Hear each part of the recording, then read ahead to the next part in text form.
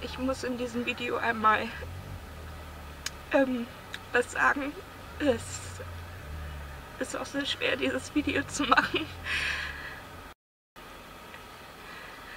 Also in den Folgen sind wir noch in der Türkei, aber eigentlich sind wir schon in Indien angekommen. Es dauert halt immer ziemlich lange alles mit der Bearbeitung und so weiter.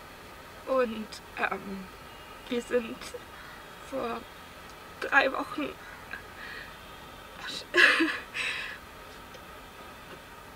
wir sind vor 3 Wochen in Chennai angekommen und wir wollten die Verschiffung nach Sri Lanka organisieren. Auf Sri Lanka wollten wir uns einen Job suchen als Kite Instructor und wollten dann da ein halbes Jahr bleiben. Und Steffen war beim Hafen und hat gerade das alles mit dem Container organisiert und ich war mit Luke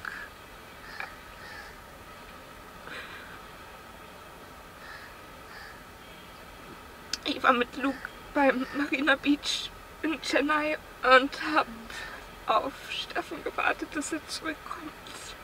Und ich hatte Luke draußen angeleint.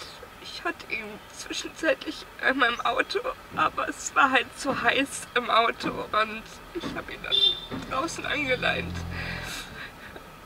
Und habe mich dann vor den Laptop gesetzt und habe die nächste Folge bearbeitet.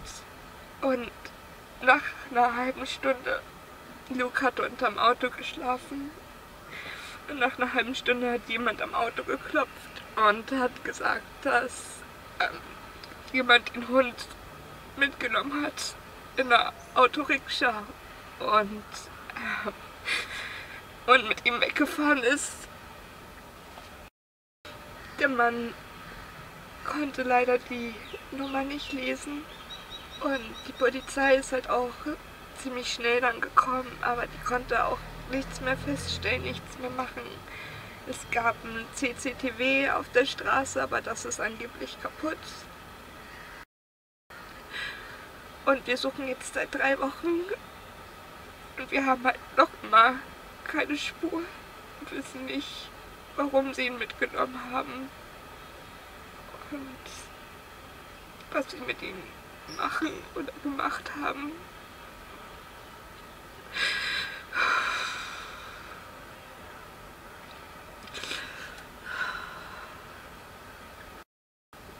Das ist halt irgendwie, wir sind halt durch die Türkei, Georgien, Armenien, Iran, Pakistan gefahren und auch in Indien irgendwie.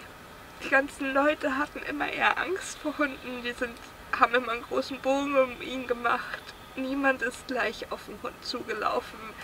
Man sieht hier kaum Leute, die mal Gassi gehen mit dem Hund. Das ist so selten und man hat halt irgendwie nie so das Gefühl, dass ein Hund hier irgendeine Art von Wert hat. Man sieht so viele Straßenhunde und Luke ist ja nicht mal ein Rassehund. Luke war ja eigentlich auch ein Straßenhund. Und wir haben halt immer gesagt, ja, wenn wir in der Stadt stehen, dann müssen wir gut aufs Auto aufpassen und so. Am besten, wir lassen das Auto nicht alleine. Und ich war halt so dumm und habe Luke einfach draußen angeleint. Und ich habe halt überhaupt nicht nachgedacht. Ich hätte halt einfach nicht gedacht, dass jemand diesen Hund mitnimmt in diesen Ländern. Ich hätte das habe überhaupt nicht gewusst, dass sowas hier auch passiert. Ich habe halt irgendwie einfach das Gefühl, als hätten wir ihm das angetan. Wir haben ihn aus Griechenland mitgenommen, haben ihn in dieses Land gebracht und jetzt, wer weiß, was er gerade durchmacht. Ja, keine Ahnung.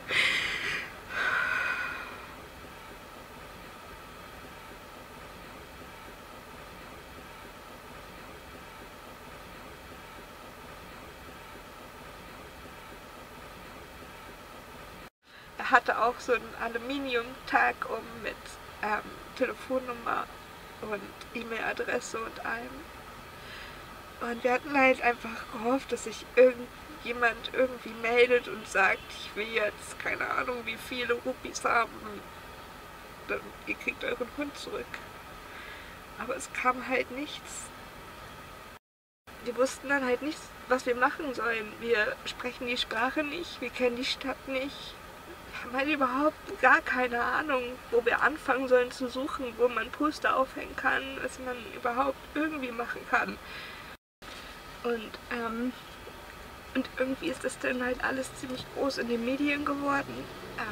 Wir haben zuerst einen ganz kleinen Zeitungsartikel bekommen, sozusagen. Die Journalistin kam halt auf uns zu und wollte das gerne machen. Und wir haben natürlich zu allem ja gesagt. Wir haben halt gehofft, wenn viele Leute das wissen und alles, vielleicht erreicht es ja auch irgendwie den Richtigen. Und irgendwie wurde das dann immer mehr. Wir haben am Ende, glaube ich, 5 oder 6 Zeitungsartikel gegeben, auch in relativ großen Zeitungen hier, in kleinen auch. Und waren auch einmal im Fernsehen, hier in den News. Das Ganze hat dann aber Ausmaße angenommen, die wir auch nicht mehr halt tragen konnten. Unser Telefon hat permanent geklingelt. Teilweise waren dann Leute dran, die kein Englisch sprechen konnten. Und wir waren natürlich immer total unter Strom, weil wir immer dachten, vielleicht ist das jetzt der Anrufer, der Luke wirklich hat. Aber meistens waren es halt Leute, die uns gesagt haben, dass es ihnen leid tut, die gesagt haben, dass sie für uns beten und so weiter, was ja auch sehr nett ist. Aber wir waren halt einfach mit der ganzen Situation total überfordert. Dann haben wir das Telefon jetzt zu einem Übersetzer gegeben, der spricht Englisch und Tamil und nimmt die Anrufe entgegen, ruft zurück. Und jetzt, wo es schon eine Weile her ist mit den News und mit allem, haben die Anrufe auch etwas nachgelassen. Wir haben dann auch viel Kontakt mit anderen Hundebesitzern bekommen. Und viele haben uns erzählt, dass hier in Chennai sehr viele Hunde geklaut werden. Eigentlich nur Rassehunde. Und dass die dann wohl teilweise in Slums gebracht werden oder irgendwo hin. Und dann wird da halt illegale Zucht betrieben. Diese Puppies, die dann da rauskommen, die werden auf so kleinen oder größeren Märkten verkauft. Es ist auch überall bekannt, dass auf diesen Märkten gestohlene Tiere gekauft werden und dass die Puppies, die da verkauft werden, auch illegal gezüchtet wurden. Und trotzdem existieren diese Märkte seit Jahren. Wir haben von diesen Märkten erst nach einer Woche erfahren, über mehrere Ecken. Die Polizei, niemand hat uns irgendwas davon erzählt. Also wir wissen halt nicht, ob die Luke vielleicht irgendwie in der Zwischenzeit da schon verkauft haben. Und wir wissen halt auch nicht genau, ob er überhaupt noch in der Stadt ist. Wir haben halt keine Ahnung, keine Hinweise. Wir waren auf diesen Märkten, wir waren überall, wir haben halt versucht, irgendwelche Anhaltspunkte zu finden. Wir haben Handouts verteilt auf Englisch und Tamil, wir haben Poster aufgehängt, wir haben nochmal ein Advertisement in der lokalen Zeitung gemacht.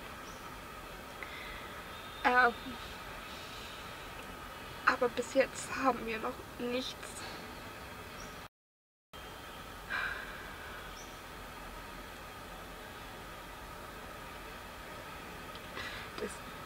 Das Einzige, was uns halt ein bisschen Hoffnung gibt, ist, dass die meisten Hunde hier in Chennai früher oder später wieder auftauchen und auch unversehrt sind und gesund und so weiter.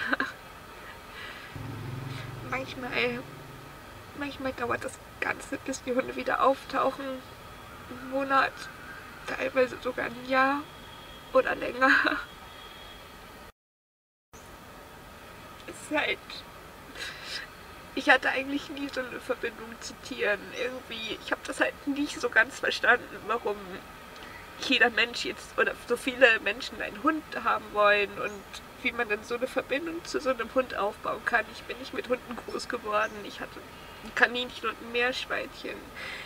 Aber ich habe seit ich fand die auch immer süß, aber ich konnte es nicht so ganz nachvollziehen, wie man so emotional mit so einem Tier werden kann. Und es ist halt irgendwie einfach, dann haben wir plötzlich diesen kleinen Welpen da vor unserem Auto gehabt und haben die ganze Zeit überlegt, ob wir den jetzt mitnehmen sollen oder nicht, weil beim Tierarzt haben mit dem gesprochen und alles und dann haben wir ihn halt mitgenommen und ist halt einfach so, ist halt einfach ein Teil von dieser Reise. Er gehört halt einfach dazu. Wir haben irgendwie alles auch immer zusammen geplant. Und es war auch immer klar, dass Luke überall mit hinkommt. Wenn wir in der Türkei irgendwo nicht hingehen durften mit dem Hund, dann sind wir da halt nicht hingegangen. Dann haben wir das gelassen. Dann sind wir woanders hingefahren, wo Luke sein durfte. Das war halt einfach so.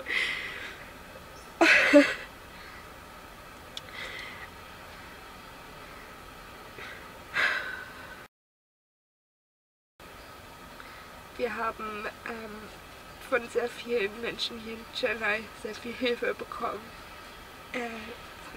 Einfach alle unglaublich nett.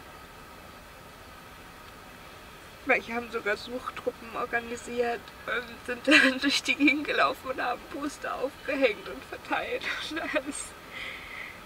Haben irgendwelche Restaurants abgeklappert, wo Straßenhunde gefüttert werden und haben mit Autorickschas gesprochen, haben mit Züchtern gesprochen, auch mit illegalen Züchtern.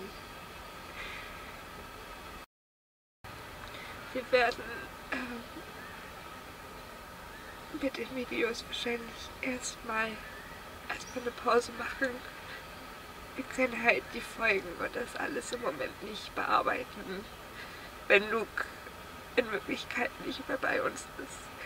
Und wir können uns auch nicht vor die Kamera setzen und irgendwas Tolles erzählen von irgendwas, wenn man sich eigentlich gar nicht so fühlt. Deswegen, ich weiß nicht genau, wie lange wir brauchen. Wir haben halt auch immer noch die Hoffnung, dass er wieder auftaucht.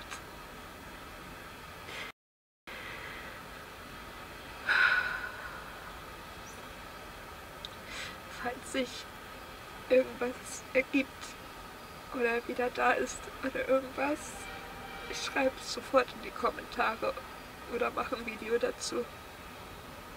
Bis dahin gibt's leider keine Neuigkeiten.